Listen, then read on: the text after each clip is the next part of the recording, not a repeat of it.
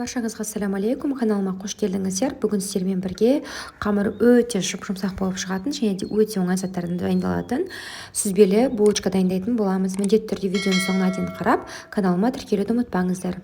Ең бірінші қамырын дайындаймыз. Ол үшін жылы суымызды құямыз, қант саламыз, тұз саламыз және де ашытқымызды саламыз.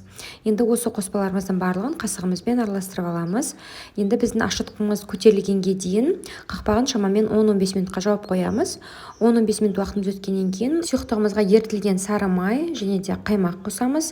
Осының барлығын венчигімізбен араластырып аламыз. Келесі кезекте біз осы сұйықтығымызға ұнымыз салатын боламыз. Ұнды алдын ала електен өткізіп алдым және де осылай аз көлемде сала отырып венчикпен араластырамыз. Сол кезде біздің қамырымыз жұмсақ болып шығады.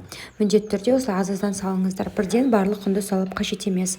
Осылай міне венчикпен араластыруға келмеген кезде қолымызбен қамырымызды елеп аламыз. Міне біздің қамырымыз дайын, осындай міне жұмсақ болып шығу керек. Енді біз қамырымыздың бетін жауып, жылы жерге 1 сағатқа шамамен орап қоямыз. Қамырымыз көтерілгенге дейін. Оған дейін салмасын дайындаймыз. Ол үшін сүзбе, жұмыртқамызды саламыз, қант қосамыз және де қаймақ қосып, осы қоспаларымыздың барлығын шанышқымыздың көмегімен жақсылап тұрып араластырып аламыз.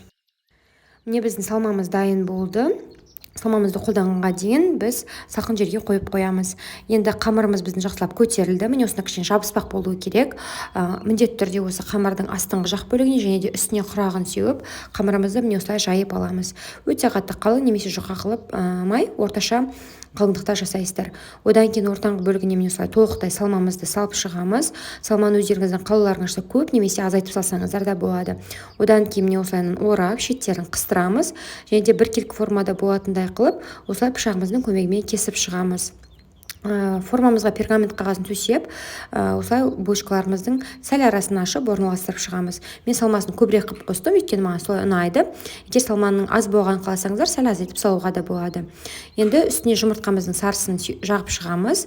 Алдын ала қызып тұрған пешімізде 180 градуста 20-25 минут шамасында пісіріп аламыз. Духовкаларыңыздың қызуына байланысты сарғайғанға дейін пісіріп аласыздар. Осылай қант тұнтағымен әсемдеп дастарханға ұсынсаңыздар болады.